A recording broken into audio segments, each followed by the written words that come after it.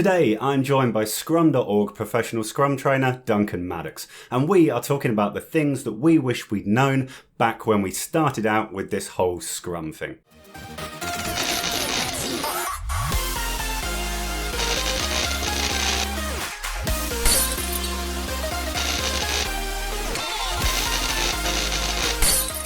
Today, we are talking about things we wish we knew when we started Scrum. When we all start this Scrum journey, we learn as we go along, and then we reflect on all that stuff we've learned and think, damn, I wish I knew that back at the start. So that's today. So Dunk, tell me, what did you wish you knew back at the start? So I think when you come off that first 2-day course, you go back to work, you're full of all these great ideas, you're totally inspired. And then as soon as something goes wrong, you realize that you don't understand Scrum quite as well as you thought you did. You're totally inspired. You're going to be the world's best Scrum Master, and this is your life from now on. Everyone feels that after, say, PSM1. What I wish I'd known was, what do you do when things go wrong? What do you do when the team overestimates or overforecasts what they can do? What do you do when you get to the sprint review and stuff isn't done? Just the basics. The practical tools, right? We know what we should do, but perhaps how we should do that is the struggle. We all thought we knew, but there's a difference between thinking you know it and actually knowing it. Let's keep this practical. For all of the things that we wish we'd known when we started Scrum, what advice can we give? What's a top tip for dealing with that? I think that's pretty simple. Make sure you've got a sprint goal. Focus on accomplishing the sprint goal. Appreciate that the scope of the sprint can change. In theory and practice are the same. In practice, they're completely different. Awesome quote.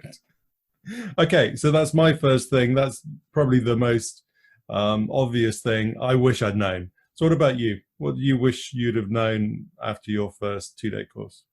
I wish I'd have known that talking like the Scrum Guide doesn't inspire teams. Coming out, I look back at how I talked to the team after like the first training course. And it's like this Scrum police, you're laying down the law. We still need to talk to teams like people. We're still there to help them understand how this change in the way we're going to work is going to be better for them. And just how to communicate that effectively. The words that are written down, perhaps in some cases, aren't the best way to inspire the team in a real world scenario.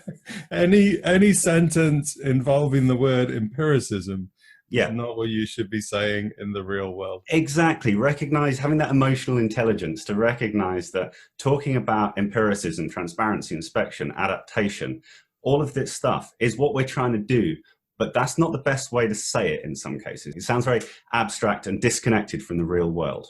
When I'm running a training course now, I try and focus on this, and I'll say, okay, so why do we need the daily Scrum every day? And people, their first answer will be either because the Scrum Guide says so, or because you say so, or because of empiricism. And it's like, no, that's not how we want to talk to people. We want to talk to people in terms that they'll appreciate, in terms that they'll understand. So I think my top tip for this would be to not talk to the team so much about what we're going to do or even how we're going to do it. Focus on why we're doing this. Why are we going through these steps? Why are we changing the way we work? Talk to them about the outcome. Nice. Start with the why. So your learning overlaps with one of mine, which is I wish I'd known how to talk to stakeholders and management about Scrum.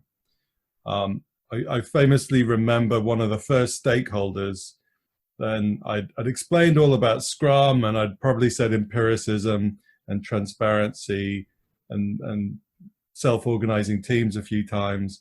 And he'd said, well, yeah, that's all fine, but I want a house and you're offering to build me a bedroom. And that completely stumped me because I didn't know how to respond to that. I could see that from his perspective, he was right. I wasn't solving his problems. I was involving him in this thing, and I was sort of dragging him into this big discussion. You've got a really great example of this, a really great top tip, which is the Scrum elevator pitch, which I've seen you use in a lot of your training courses. And it's a great exercise, a 2-minute, super quick statement about what Scrum is and why it's going to be valuable for your teams. You should be able to describe Scrum in 2 minutes and get people motivated and enthusiastic about it. And it's surprisingly difficult. It's surprisingly difficult to talk to stakeholders in an elevator pitch format and get all of this across. And the way to do that is to cut out all of these words, all of these empiricism, transparency, inspection, blah, blah, blah. They're good words. They're good words. They're great words for the Scrum theory.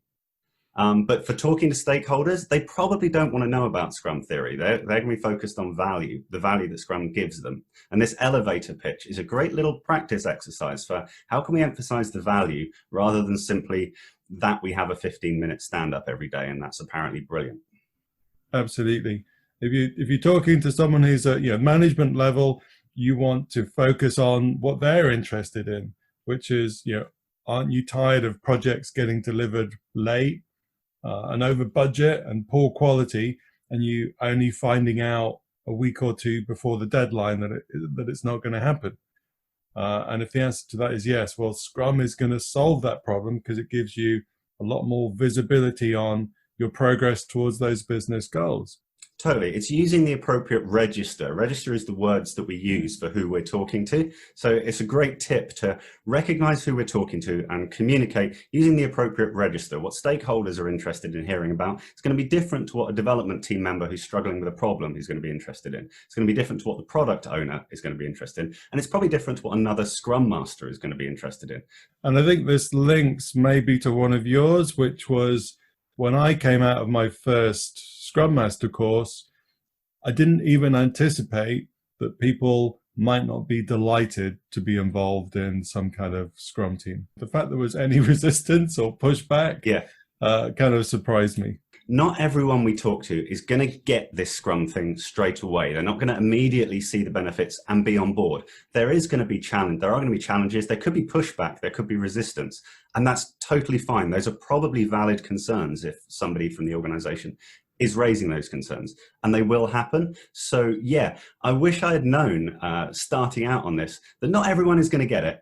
And it's a process to show them why this is going to help them. And think about why it is a valid concern from their point of view and what you can do to bring them into the team, bring them into the process so that they're collaborating and they see the advantages. And it's our role as Scrum Masters and Scrum evangelists in some way, because we want to spread Scrum through the wider organization perhaps. It's our role to recognize what those barriers to entry are and help the organization overcome them. That actually leads quite nicely onto one of the things that I wish I'd known, which is that it's not enough to be right. When I'd done my Scrum Master course, I'd been in IT for about 20 years. I was fairly good at what I did. I'm normally right. I should be because I've been doing what I do for 20 years, but that doesn't count for anything when you're working in a self-organizing team and you're collaborating with people. Being right is not enough. You need to take people with you. You need to be able to sell the idea. You need to be able to collaborate and form consensus in the team. And this, although it sounds obvious to most people, this was a huge learning to me. It's not enough to be right. When I came out of PSM, my first PSM 1 course, I was so certain I was right about everything and that I was going to change the world. 100%. That lasted till about 10 o'clock on the next working day morning. When suddenly I realized, hold on, this isn't what I imagined. And in the immortal words of Slarty Bartfast from The Hitchhiker's Guide, I'd far rather be happy than right any day. So many of us are obsessed with winning arguments and getting our solution in.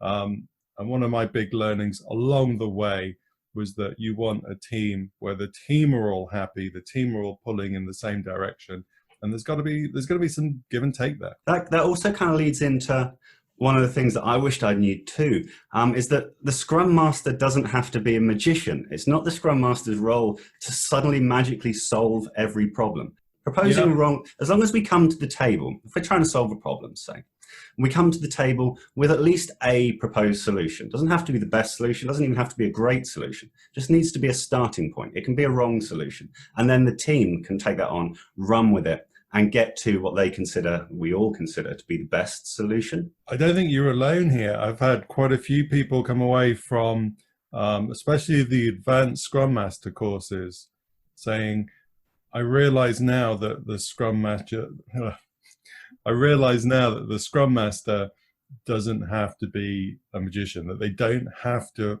fix everything. They just have to facilitate and get the right people having the right conversation. I've said it before and I will say it again. The Scrum Master isn't a magician. They're not a therapist. They're not qualified to do either of those things. They're there to help the team solve their own problems. And we don't believe in magic. We don't believe in magic.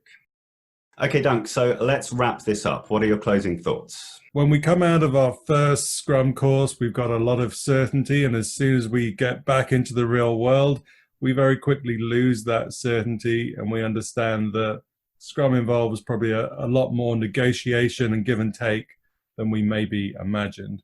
So we don't believe in magic. We don't believe that the Scrum Master has to fix everything.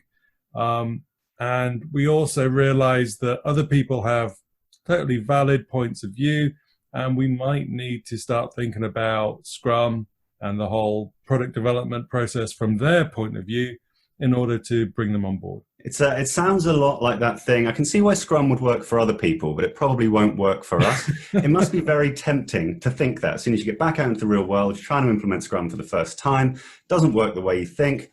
Just recognizing that everyone thinks, oh, it probably doesn't work for us in that case, and sticking with it, learning, inspecting and adapting as we go along. You're going to fail fast, learn fast, and we don't believe in magic. There's only 3 rules. We fail fast, we fail cheap, and we don't fail the same way twice. Scrum chat. Scrum chat. So there we go. Some of the stuff that we wish we'd known back at the start.